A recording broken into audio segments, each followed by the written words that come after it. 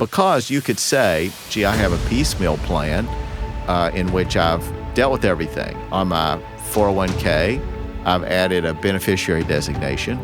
On my real estate, I added a beneficiary designation. On my securities account, I put a transfer on death. On my bank, a POD. So you may be thinking, I'm good. But that is not a plan. And the yield on that, I would argue, is far lower in terms of generating the good you want to generate for those you care about. The yield is far lower. Life's Third Act is a podcast dedicated to helping you get the most out of your retirement. Sponsored by TuckerAllen, Attorney-CPA Joe Cordell features guests each week to discuss prominent topics for those over 55. Here's Attorney-CPA Joe Cordell. Welcome to another episode of Life's Third Act. This week we want to talk about some of the fundamental questions about why do you bother even doing planning? And I know that many of us think, oh, the idea of estate planning is somewhere in the category of going to the dentist, right? Yeah. It's something you don't want to do. On the one hand, it means thinking about your death, or thinking about your disability. It's both those things. You know, estate planning, properly understood, is not simply about when you die, but it definitely includes about when you die. So people don't want to think about that subject, and they think, well, I'll get to that later. And we all know that you may not know specifically the statistics because it's hard to keep those statistics, but I'll tell you that more than 50% of the people go out of this world without a plan. And in some cases, the attitude is, well, look, I don't have much, so it doesn't matter. But you'd be surprised. I know, but here's the point. Whatever you have, it's everything you have. So everything you've worked for. Yeah, you would think that whatever that residue is of your efforts over the years, that you would want to be very much a steward as to how you transition that or transmit that to the people you care about. On a more selfish level, to be sure that in the event you have a stroke or something this afternoon and that you're in the care of others, that you've given authority to people that you trust to make those decisions for you. Because that's what we talk about, crisis mode. You don't want to be in that situation. Yeah, and it might be that your entire estate, even if it's small in your opinion, will be used up trying to get somebody appointed to make decisions for you, because that's what has to happen. Somebody has to make decisions, and if you're a competent adult, then you didn't have that person appointed until you became an incompetent adult. Right. And at that point, somebody has to pay for that. Strong roots are essential for a healthy tree, especially your family tree. That's why you work hard to take care of your family every day. At TuckerAllen, we know that taking care of your family means planning for the future. Our team provides personalized estate planning to help you protect your family, your legacy, and your future. From wills and trusts to long-term care and estate planning, count on TuckerAllen, personalized estate planning made simple.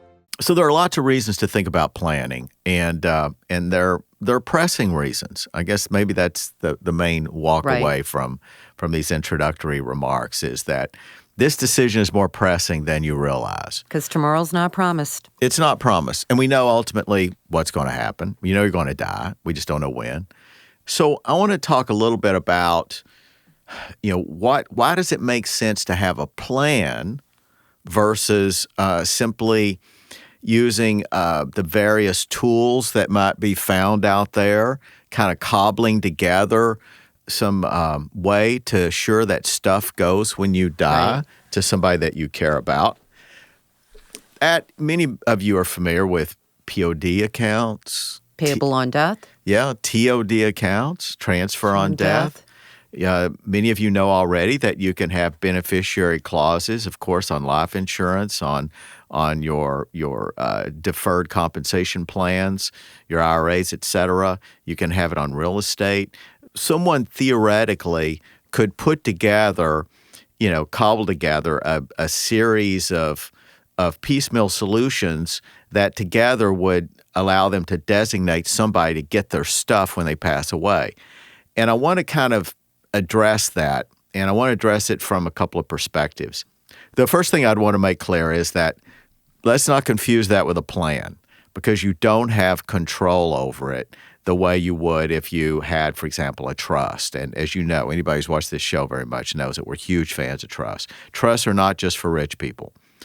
But some people would think that, gee, if I can put a name on a bank account, if I can put a name on brokerage accounts, which is POD and TOD, if I could put a name on a deed as a person who would receive it when I pass away. Like a beneficiary deed, are you talking, right? Yeah, beneficiary deed. Then why not just do that and not fool with the expense of a lawyer? But often it's not so much the expense. I think many people just think it's a lot of hassle, a lot of effort, because you have to think about a lot of things. You have to fill out documents, et cetera. But I can tell you that the payoff for a plan is just huge. And I want to be sure you've thought about it so you can appreciate that. Let me first deal with the issue of taxes. Now, many of you have heard correctly that, gee, when it comes to estate taxes or gift taxes, that we have an exemption that now with adjustments for inflation is north of $12 million per person. So you could be a couple and have 12 million or 24 million bucks. So you're thinking, gee, I'm well south of that number, so I don't need to worry about estate taxes or gift taxes at all. Well, you should know that there's a sundown for that level of exemption. That sundown is in 2025. So at that point, depending on what happens, you could be vulnerable, some portion of your estate, to this 40% tax. Very true. That's the thing about estate and gift taxes. It's very harsh. I mean, it doesn't start at 5% and work its way up. It's 40% presently. And historically, it's been like 45%. And I looked this up earlier just because I wanted to nail down more specifically for you what these exemptions have been in the recent past as well as tax rates. 1997, $600,000 was the exemption. You may say, well, 97 was a long time ago. Some of you may not have been born then. But no, if you're watching this show, you've been born. You've been born. Yeah. And 55% was the top tax rate. And when it says top tax rate, it starts out very close to that because it's not graduated like income taxes. The idea is, look, we're only going to apply this to people who have significant assets, so we're going to let it start at a pretty high number. And if it increases sharply. So in this case, it's 55% in 97. Let's go to 2000. It was $675 was the amount of the exemption, $675,000. That's not that long ago. Let's move up some. Let's go all the way to 2006. 2006, what do you think it was?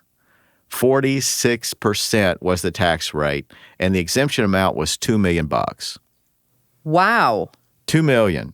And so it jumped up that high. It jumped. It stayed $2 million until 2009, and then in 2009 it went to 3.5.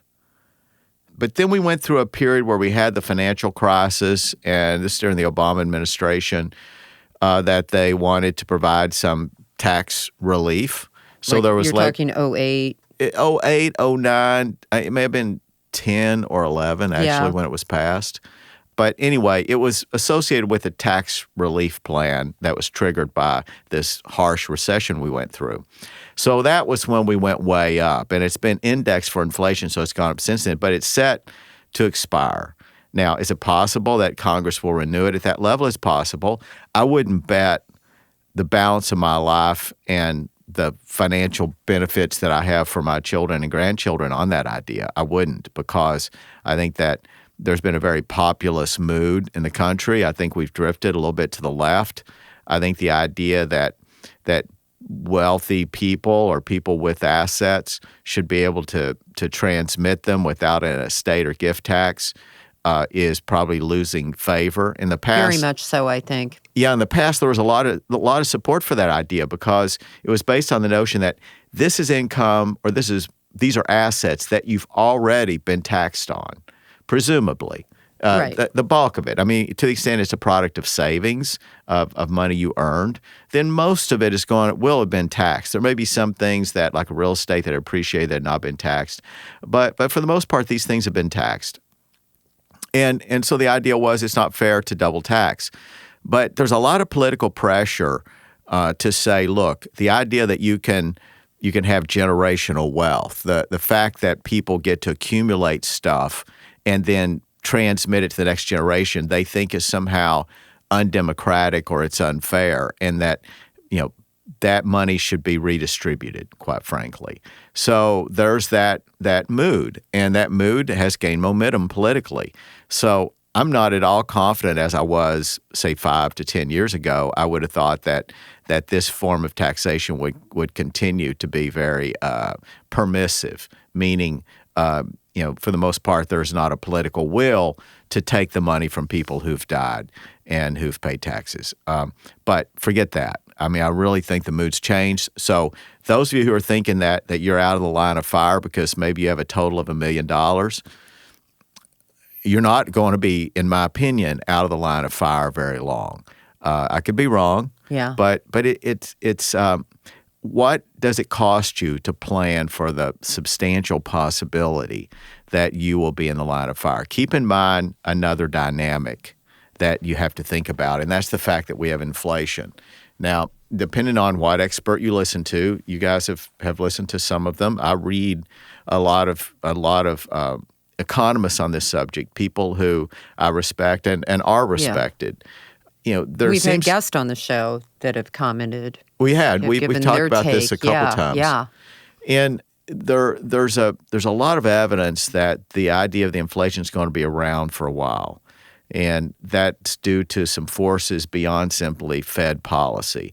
I know the Fed's perspective is that they're masters of the universe and that they have the capability. And, well, it's the perspective of everyone else, too, that they're masters Cool of the down universe. the economy. Yeah. So, there is this presumption on the part of our leaders that the Fed is really the center of action, that they have the capability of determining whether or not we have inflation by controlling the discount rate and quantitative easing, et cetera. But there are forces at work that simply can overwhelm anything the Fed will do. And one of those forces is going to be these demographic effects of declining population.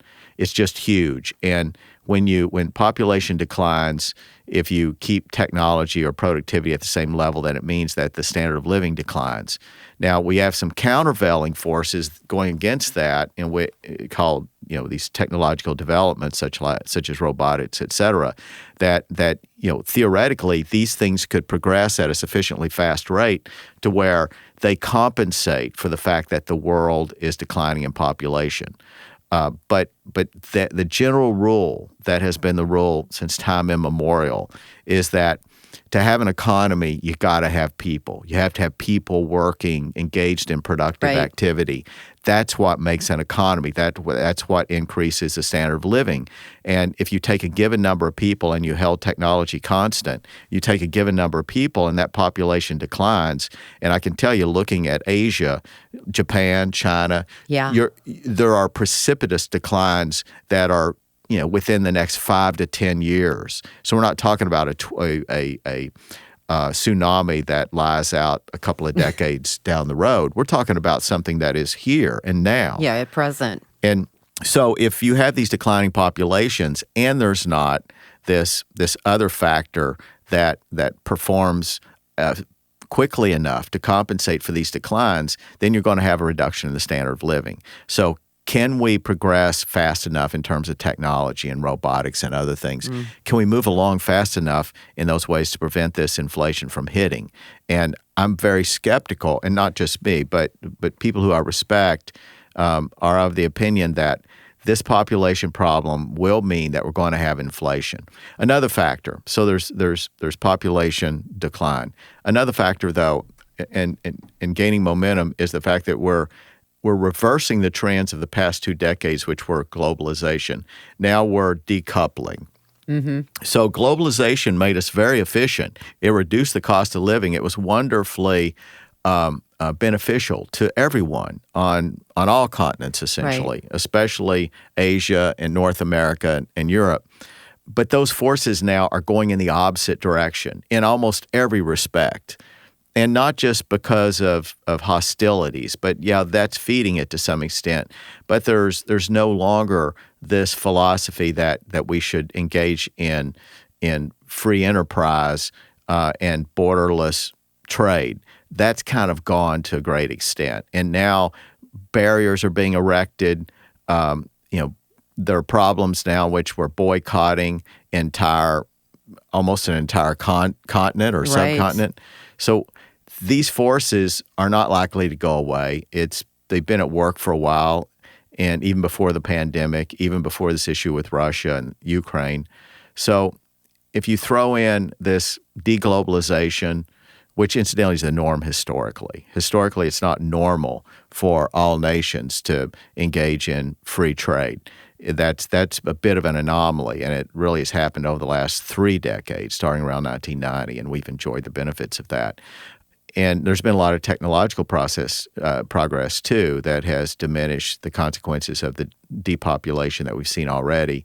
But now I think, these demographic forces, the issues on deglobalization, I think that these things together are going to assure that we're going to have some level of inflation. So back to my point is to say that when you plan for your potential tax liability, whether it's estate tax or gift tax, keep in mind that if you're wrong, the penalty is very harsh. Yes, it is. Historically, as we talked about a moment ago, it's been up to like 55%. Now, think about the consequences of somebody who inherits a business from you or a piece of real estate or anything.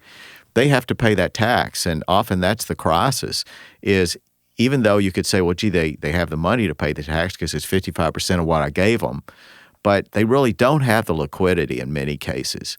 It's very unusual that they would be able to access that money without some sort of penalties or essentially having to sell at a discount due to the urgency. Something to think about when you are estate planning.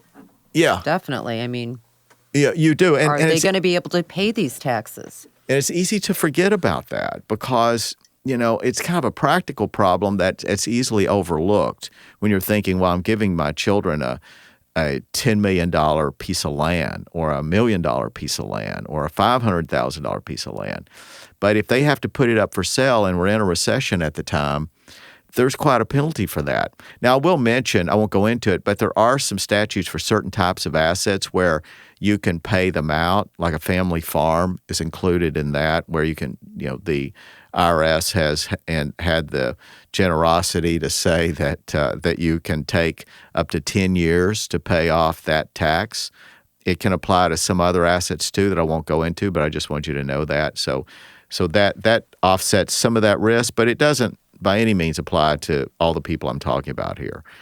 So I let me then move to the next topic, but don't think because you have less than $1 million that you're outside the line of fire of estate and gift tax.